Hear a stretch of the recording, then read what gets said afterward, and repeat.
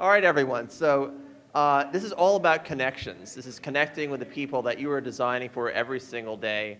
I have some stories to tell you, things to get your brain thinking about, maybe connections you hadn't really thought about, or ways to connect with users that maybe haven't been experienced or exposed to yet. The first thing is really, talking about, some of the first computers that I ever used. So the Mac Classic. How many of you remember that? Probably most of you weren't born yet, but there's one. So when we talk about connections, I mean, this is one of my most early connections that I had with a computer. And actually, it was not the first computer, though, that I used. The first computer I used, I didn't have a photo of it, is an IBM PC. Didn't have a mouse. It did not even have a graphical user interface. It was all code line based.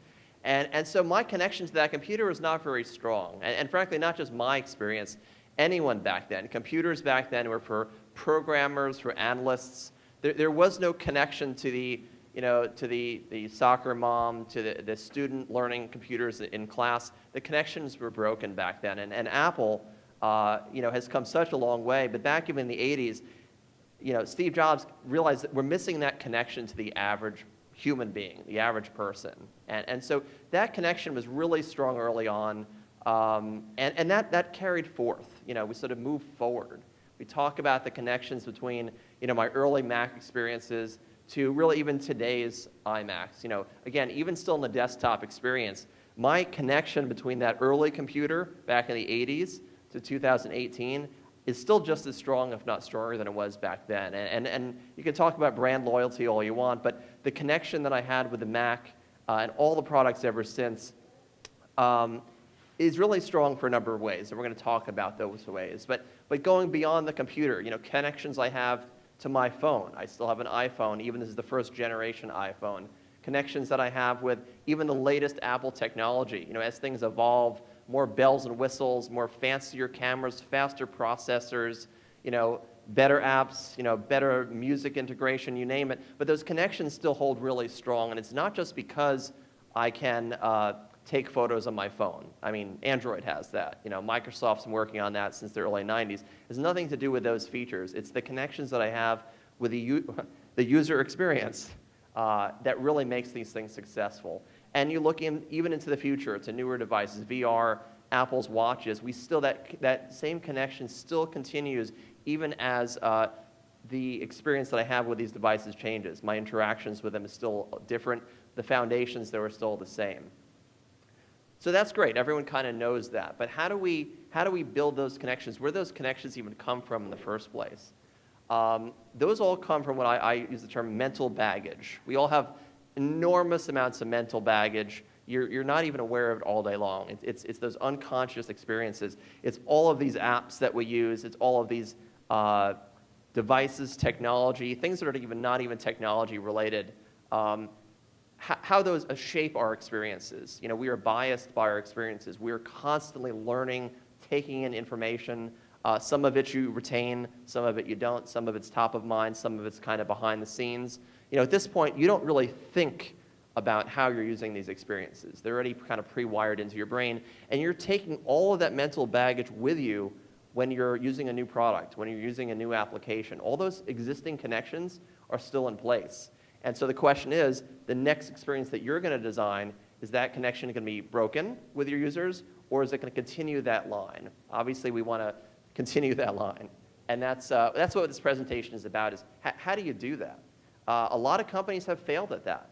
Again, using Apple is a great experience. There's lots of competitors they have out there in the market. It's not about features. It's about those connections to the actual user. And I love earlier mentioned about usability testing. We do lots of usability tests all the time. It is still a great way to kind of learn if things are usable.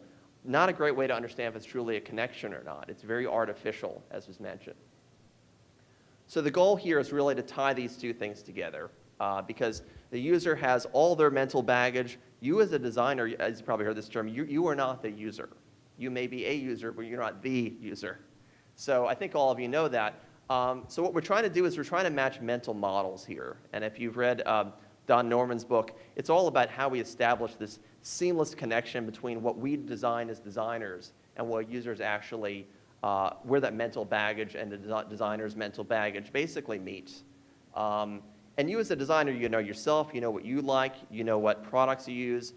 You might have a sense of what your users use, but that tight integration between the two requires a much more intimate connection between you and the user. It's not just about doing surveys, it's not just testing your products, making sure they're usable. It goes a lot deeper than that. And that's how the most successful products out there, that's why they're successful, is those connections, those deeper level connections that you have. At this point, I mean, someone would have to pry my phone from my dead hands at this point because I'm so connected with my device at this point. And so a little history here. So, you know, back in the early 80s or what have you, designers, and still unfortunately today, there's a lot of companies out there, they build stuff, they ship things all the time. There's no connection to the user. People have to use it. And this poor guy out here, you know, is having to use technology that he had no connection with at all, but he has to use it for his daily life.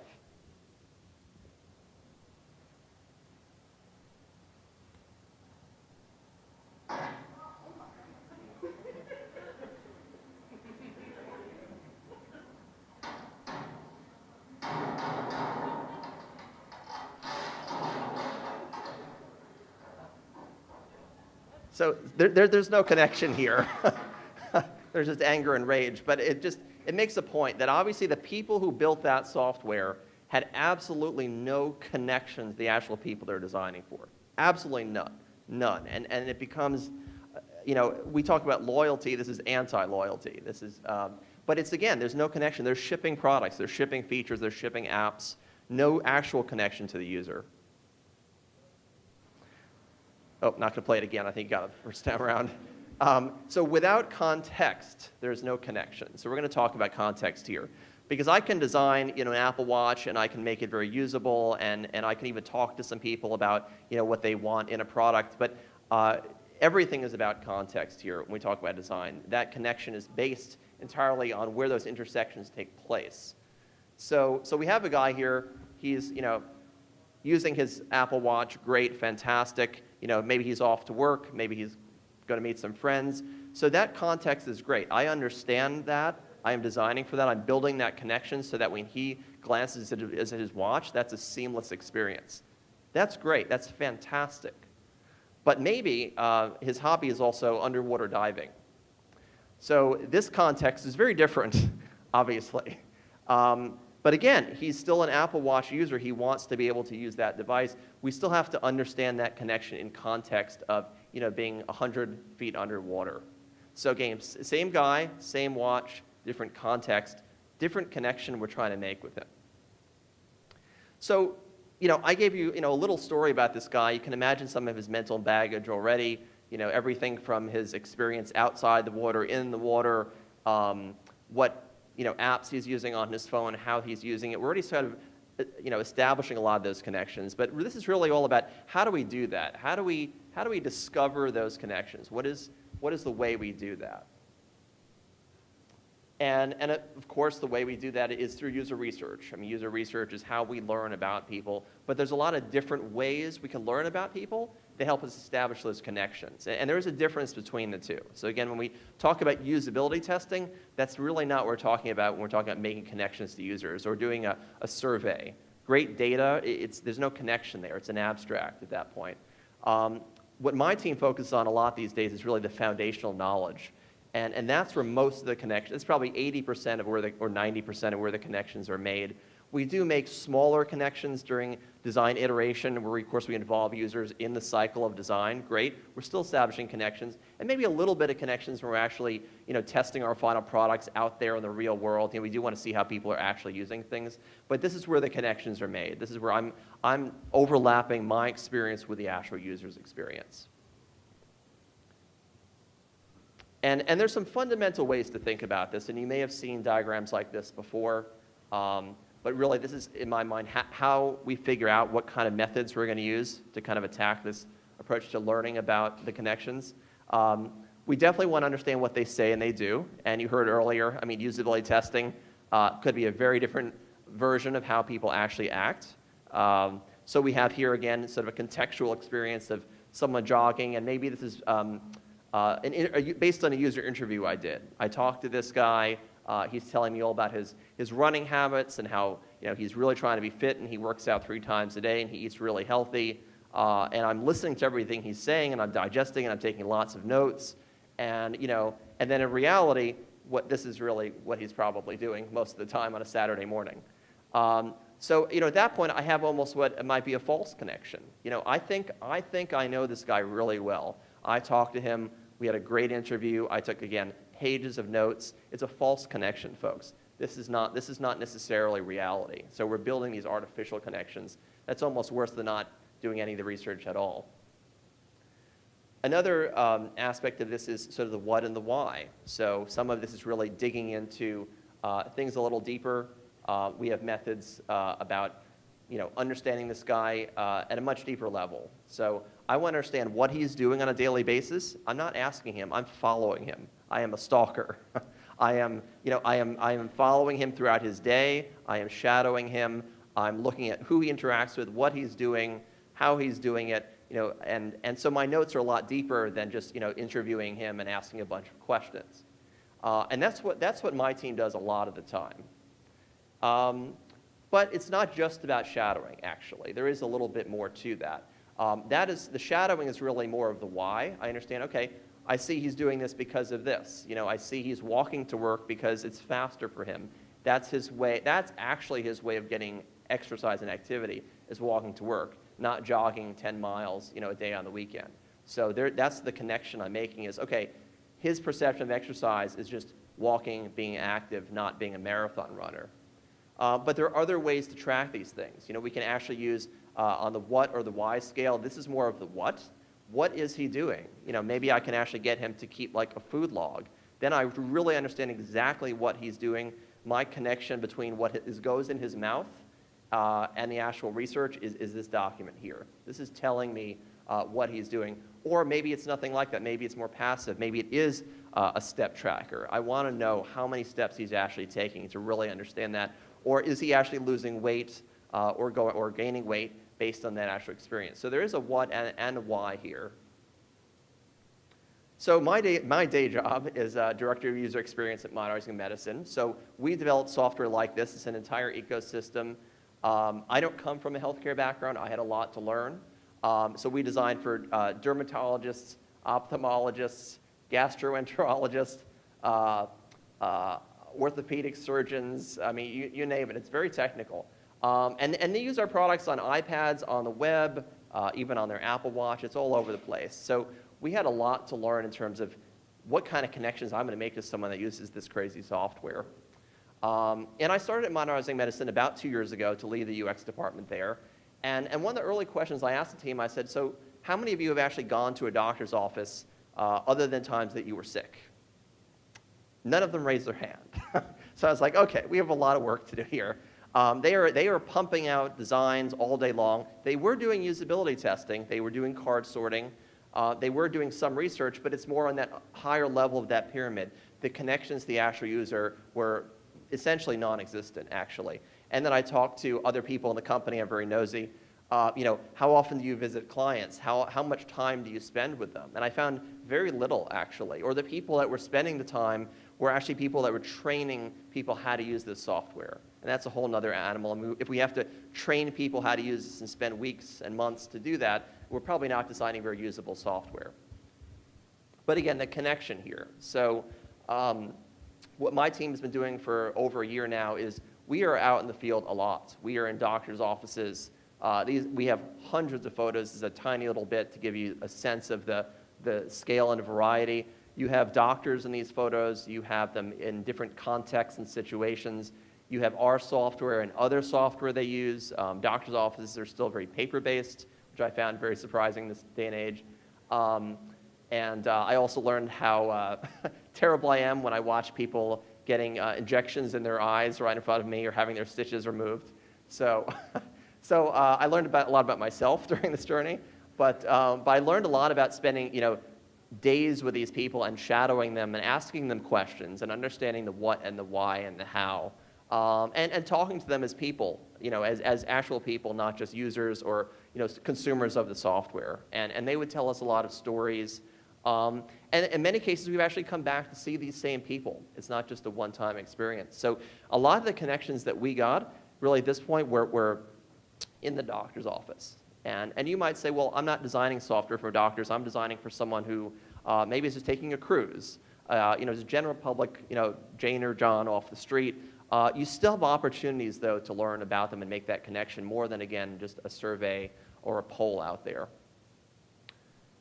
So my team, again, we take all this information. It's a lot of information. We are physically making connections when we draw these things. It's not just about, you've probably done affinity diagramming where you're grouping like things and clustering, and that's great. That's an important technique here. But it's also mapping these things together. It's forming those journey maps that they're most early stages, before they look pretty, and starting to build those connections. And then what happens is, we get a lot of other people involved. So it's not just the UX team helping establish these connections. We have our trainers. We actually have our own medical staff as well. They're contributing to make sure these connections are very strong and not just superficial. Again, like the guy with the marathon runner versus laying on his couch. We have to have really strong connections here for this data to be valid. Want to expose you, though, for a few minutes to some other methods. These on-sites are really helpful. The problem is, though, with an on-site is that it's a little window into their life. It's a day in the life, maybe a 2-day in the life. But what if I came on a Tuesday and a Wednesday, and that is the busiest day of the practice? They are seeing, some of these practices see like 70 patients a day. And then Friday, it's super slow, and they do other stuff on Fridays. Well, I just built, again, those artificial connections in that case, or incomplete connections. So we have other tools that you probably heard of. Diary studies are a great way to look at connections over a period of time, maybe a week, maybe a few weeks, or maybe even just a few days. So a lot of great ways. This is kind of the shark example, the guy we saw earlier. You can use tools like DScout, and there's a lot of other tools that allow you to track your diary experiences from the user's perspective, just via their phone. And it's a great tool, very easy for them to use. And we can start to understand the what and the why based on, literally what they're telling us over time. Eye tracking is something that I've done a lot. I think in terms of establishing connections at a much deeper level, more of a biological level, eye tracking has come a really long way, where in the old days we had to bring people into a usability lab, and it was very formal. The connections to the user were very superficial and artificial. These days I can actually bring these out to a coffee shop. I can pop them on to anyone at Starbucks, and I can actually understand, literally seeing through their eyes what their experience is like. And that's obviously a much deeper connection than I can ever get by just talking to people and observing them. I'm literally able to see what he's seeing, and not just seeing that he's looking at his phone, but understanding exactly what he's looking at, when he's looking at it, what that impacts in his environment. So if maybe he's doing an expense report for his company, and then one of his coworkers comes by, his eyes are now leaving that phone, he's interrupted, that experience is now temporarily broken. So I understand that entire journey and all the connections and interactions that he has beyond just what I've designed on my app. So this is an example of obviously a broken experience similar to the guy. The connections are totally broken here between this guy's experience with Alaska Airlines app on his phone and the actual experience that he has. So I thought this was a great quote from an example of when connections are broken. And this is a real quote. You can look it up on the Alaska Airlines app from the actual customer review in the App Store. So what we did is we were curious from a research perspective to see, what's going on here? Where exactly are these connections broken? We know they're broken. I mean, it's very obvious in this quote. But how do we really know that? So again, we look through the user's eyes. We are looking through their eyes and specifically understanding what they're looking at to really understand this experience.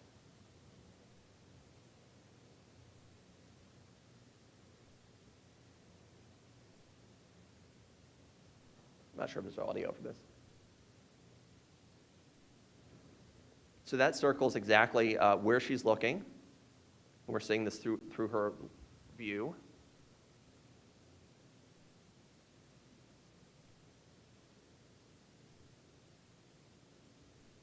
And what she's basically trying to do is she's just basically trying to get that app that I showed you to work. She is just basically trying to log in so she can see her flight status and check flight information so she doesn't have to pull out her ticket or pull out her phone. And you'll see the pain points that she has, the massive disconnects that happen along the experience.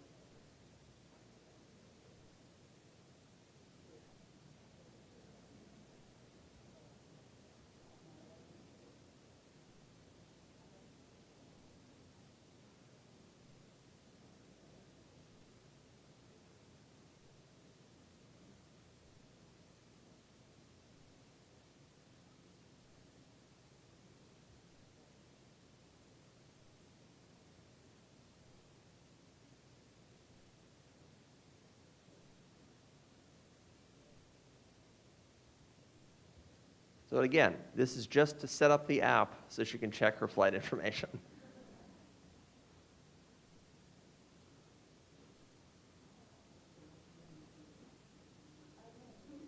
So now it's asking her, I think, about her ticket information. So she is walking back to get her bag so she can find her ticket.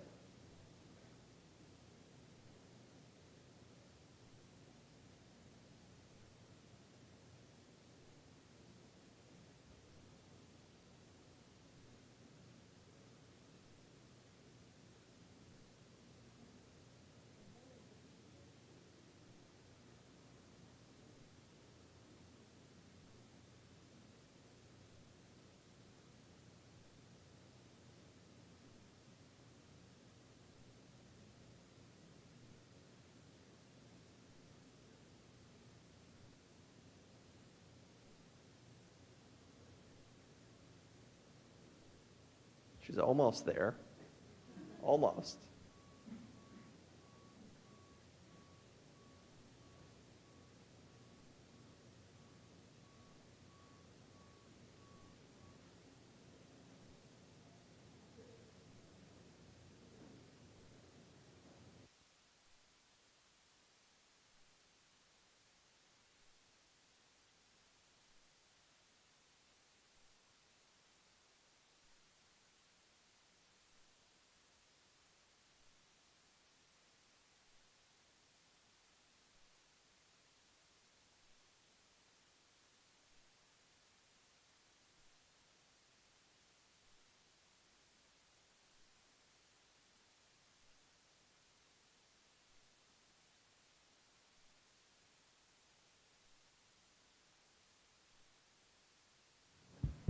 So she finally got it. She finally got the app working. She finally got her flight on there.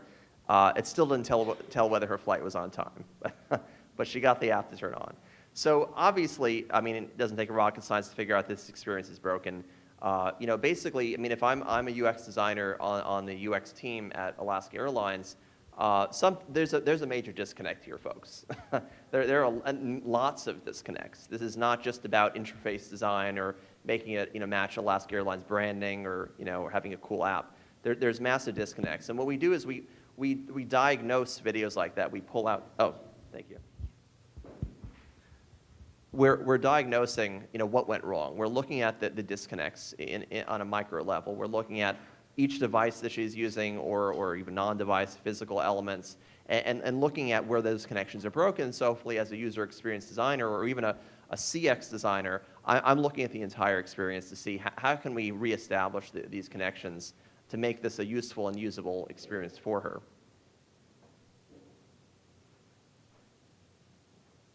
So again, we're looking at all of this as a continuum. We're looking at this as a holistic experience of what they said, what they're doing, why they're doing it, and how they do it. And these are things that I'm going to show you that you've seen before. Personas and journey maps, I'm sure all of you have seen them. You've probably created your own. But I really want to highlight these, though, as artifacts to help us, not just UX, but everyone in the company, understand how to make these connections. And first, with the persona is really just making the connection with Jamie herself, that Jamie represents a real person. Producing pretty journey maps and personas is very easy from a design perspective. It's not that hard. And to get data to throw into these things is also not that hard. The challenge is, though, making these meaningful connections and not superficial connections. In my experience, I've done many personas over the years. The personas that stick around have that connection. The ones that get shelved and put on a server somewhere, the ones that look pretty but don't really do much for the design team. These have to be actionable. These have to have actual facts in them, and they have to be believable. And then the journey is truly, I would say, the embodiment of these connections. This is, in my mind, where all these connections live, is with this. I had a fancy animation, didn't work. Is really looking at the whole journey, looking at all the connections she has with people, places, and things. What are those pain points? And pain points, frankly, another way to think of pain points is broken connections. Those are the bonds that are broken, and then those are indicated in red here. You can see that we have a really broken experience with a lot of disconnects early on, and then those connections then are kind of reestablished as we get further. And my goal as leading UX is not only to just fix the broken connections, we're trying to enhance those connections where, again, the doctor does not want to give up our technology. We want to keep them. We want to make sure that our technology is indispensable for them to practice medicine. That they would feel naked without having access to our software. They would feel like they can't do what they need to do without it. That's ultimately what we really want. But again, we have to make sure these connections are super, super strong to do that. But I do want to touch upon other ways that are beyond foundational. So we talked about, there's iterative and validation methods for research, and those are still really valuable, and we still can make connections even once we've done all this research. Because this is very time-consuming. A lot of people, which is a mistake, they do all their foundational research up front. They think, great, I'm going to learn as much as I can about the doctor within like 2 weeks, and then we're going to go build stuff for them. That's very common. I mean, we are somewhat still guilty of that. But this should never end because things change, people change, roles change. One connection that may work 1 month, 6 months from now, that connection could be broken if we don't keep track of it. But iteration is still a good way to really connect with users. In this case, we have examples where we have 800 of our customers come to a major user conference. So it's our opportunity to actually go there, meet with them, connect with them, intercept them. We had a booth here. We kind of grabbed people and said, hey, would you mind giving feedback and talking to us about how you use certain parts of our products. We even were able to do some eye tracking actually at the event, again, to try to understand things from their perspective a little deeper. And then what we do is we also have a lot of co-design sessions with participants. This is not a focus group. These are actual clients that we sit with and we talk and we brainstorm, we ideate with them. And that way, I'm not just showing them things to say, hey, do you like this? Does this work? Is this usable? They are helping to craft that experience in a much more meaningful way. And that's really where I understand what goes on in each of their heads. And then they also understand from each other, from their perspective, what are those connections between each of them. Because what might happen is maybe right now we're designing like a photo management feature. This woman could work for ophthalmology. She might work in gastroenterology. This person could be a nurse. That could be a doctor, different roles, different practices. They may not even know each other. How do I make sure that what we're designing actually fits for all these people? It's hard, but that's where these connections are. It's no longer just her opinion or me just sitting and designing with her. It's them working together to help build those connections. And then we take that back and we keep working at it. But they are sketching, they are designing, they are helping to ideate this from pretty much the ground up. So those connections are really inherent based on what's going on in their brains. And again, way back at the beginning, I talked about all that mental baggage. All the mental baggage is right here. It's all here. They have used everything from using software that's not our stuff to each of them does medicine in a different way. I need to understand what's going on in their brains, what baggage are they bringing, so I can make sure my designs actually reflect that. So I want to leave you with, hopefully you've been inspired by this and you're like, great, I want to do more research. I want to understand mental models and how to build these connections and how do I apply some of these deeper research methods to really dig deeper and not just that superficial layer. So these are some books that I highly recommend that I have on my bookshelf. Don Norman's book is really great if you haven't read that about, it's not really a technology book really, it's about mental models. It's about designing for people. These two books, Contextual Design and Observing the User Experience, I've found is invaluable for doing these on-site research activities. So if you've never done shadowing or gone in the field, as they say, and you're not sure how to do it, and you're not sure how to get the good insights out of that stuff, these books are really good. And then if you thought the eye tracking stuff was kind of cool, I mean, there's a lot of ways we use user research, eye tracking and user research design and research. So a lot of great examples from everything in the gaming world to social media to web design to mobile design, understanding different kinds of people, and how to use this technology, again, to kind of build those deeper connections. And even eye tracking is all about connections. It's about connections with the eye and how we interpret things. And then just to plug for the Modernizing Medicine team, I mean, we're definitely a team. I don't do these things alone. The personas and journey maps you saw, I mean, I contributed, but that was based on lots of research my team did, and they have better graphical design skills than I do. So, and we like to have a lot of fun. We do a lot of team building activities. a lot of what we do is very team-based, even though everyone has areas that they focus on. And we're based in Boca Raton, but we actually have folks in Chile. We still want to have a connection with them, so we actually have robots that drive around the office to make sure they have a physical connection to us, as well as just, digital. So great, fun place to work at. Happy to chat with anyone after this. If you're curious about our company or how we do UX, very excited to talk to you about that. And feel free to connect with me as well. I mean, if you, I'm out there on social media, of course, feel free to drop me an email. I love user experience. I've been doing it a long time. I love mentoring and helping folks that are getting into the field really grow and help us, all build better connections for the people we're designing for. So thank you. Thank you so much, Andrew. Does anybody have any questions for Andrew? Yes. Let me get you with a mic.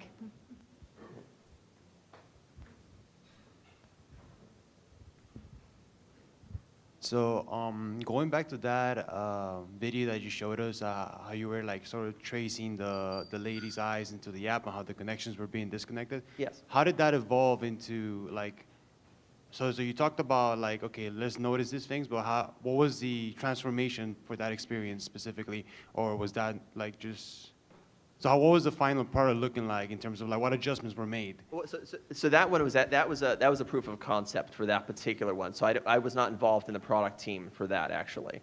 But what if I was working with them in that case? I mean, the goal is to really identify those pain points. The eye tracking is really good at picking up those subtle interactions that you don't get by just sort of sitting with someone watching them. So did they not notice some critical instructions? Did they not notice a button? Did they spend way too much time looking at certain parts of the interface? So that's how we use kind of that technology to kind of pinpoint and diagnose the experience.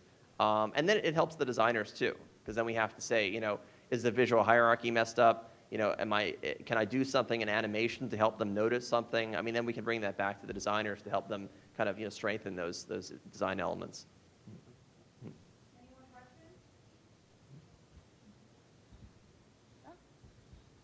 Yeah, hello. First and foremost, thank you. My question has to do with data integrity. Mm-hmm. So for example, if I don't have the option to follow someone physically, but I can come up with some good user avatars that are pretty on point, are you currently using any type of algorithmic or computational data point that can allow you to determine the standard deviation from what they're actually saying to what they're actually living? Is there anything you're currently using? And that's a good point. And I'm glad you brought that up because we're just starting to do that. It's complicated. But really, when you talk about truly what they're saying versus what they're doing, we can't always be with them all the time. I can, and sometimes we just can't be with them really at all in some situations. So there are tools out there that it's kind of Big Brother, but where we can actually record their actual experiences and we can replay those just as if we were sitting with them and they were using the product. So we're actually starting to use tools like that for iPad and web where we can actually identify particular user behaviors that we are curious about, maybe something that we think is not working well from a UX standpoint, and we can replay those experiences just as if the person was actually there with us doing those things. Would you recommend a tool? Well, there are none that I endorse. I mean, two that we're looking at that I think we're going to be using is LogRocket, is one for web, and then UXCam, C-A-M, is one for mobile. There are not a lot of products that do both. But the idea, the whole purpose of those is to really understand exactly how people actually use the system. And we're not talking about web analytics here. Web analytics is, in my opinion, just can be useful. If I'm in e-commerce, I want to track how many people are dropping off. How many customers I'm losing at certain parts in a checkout process. Use Google Analytics as much as you want. If I'm dealing with a busy medical practice and they're in an app, you should see them. I mean, they're flying through the application, and if we have one button out of place, we're going to get calls about it, or it's going to slow them down. I want to see exactly what's going on. I want to watch them. I want to see where the mouse is going. I want to see the taps and gestures, and I want to see that for a lot of people to make sure that I'm not creating these artificial connections. This is truly how the experience is. So those tools are really great for that. There are questions maybe from an ethics standpoint of privacy, because you're almost, it's quite intrusive to be able to do that, but the data we get from it is super helpful. Any other questions? Have you broken up the app into like different versions based on the user versus doctor versus nurse versus maybe even setting, clinic versus hospital or field of practice, ophthalmology, whatever. Well, what do you mean when you say breaking it up exactly? Like specializing it for them? Yeah, like having apps that have there are different versions that have different features, like based on like a surgeon, he can see some of the different surgeries he's performed, but like a clinical practice doctor wouldn't need that feature, or even more like nurses have to deal with prescriptions a lot and have to deal with the pharmacy interaction and like making sure that it gets there, but doctors don't really deal with that feature. I would agree with what you're saying. In practice, it's a lot harder to do that because we have thousands of pages in our application, many of which are like 8 years old, that if our developers have to touch it, may break. So it's more of a practical matter of not having as much catered experiences. But we do that. I mean, when there are critical things, again, in the experience where there's going to be disconnects with how a nurse may use this versus a doctor, and there are, we try to focus on those areas. But we don't have unique experiences that cater to those workflows, although we probably should. Any other questions? Hi, great presentation. So when you're doing research in the healthcare space, how do you bypass HIPAA or other regulations to get the great insights from patients or users? Sure. So she's talking about basically the very strict privacy concerns related to patients and sharing of data. And prior to, I've worked in a lot of different areas. I mean, I've worked for the FBI and I've worked for major banks. I have found healthcare to be much more secure when it comes to data and privacy than any other industry. It's hard. I mean, we're very careful when we go out in the field because we are doing a lot of video capture, a lot of photos are taken. What we try to do is a few things. I mean, we try not to take direct photos of patients. So it might be the back of their head, so you don't get a photo of the person. We try not to take very close photos of like medical records because it has their name, it has what conditions they have. So we try to take photos that still give us the context. Like you could, in each of those photos, you could kind of see what's going on, but you probably couldn't read exactly what was happening on the screen. So we're very selective and careful how we do that in that case. But not at the sacrifice of, I still want to know exactly what's going on, and I want to bring that back to the team, but we do, and worst case, if I did zoom in on a screen, I will sometimes blank out, in Photoshop would have you like a name of a patient or what have you, so that way that we're respecting their privacy. Yep. One in the back. Hi. So obviously you can gain a lot of very insightful information when you see like firsthand what happens. What would you say from your experience was the most interesting finding or one of the most common things that you didn't foresee? There are a lot. I mean, every time I do an on-site, I was just one at the other week. I mean, it's something new, actually. I mean, like last week, we hadn't seen this before, sort of a delicate dance between how a medical assistant who works, they're like pairs with a doctor, there's kind of a delicate dance between how they will both be in our software at the same time within a patient's record and how they almost choreograph who's documenting what, who's accessing what, who's doing what, and it's, we hadn't seen that behavior really before. So that was super, insightful. It gives us new ways of understanding how we're then going to design these workflows for those unique, circumstances.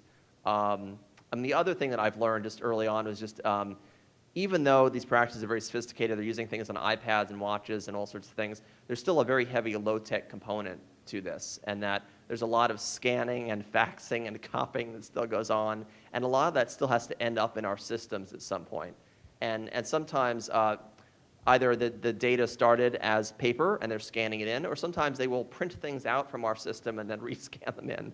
And that's a reality, and if we kind of ignore that, and we just said, well, we're going to design the best app we can, we're going to end up like that guy with smashing his computer because it doesn't match the workflow. It's still going to break those connections.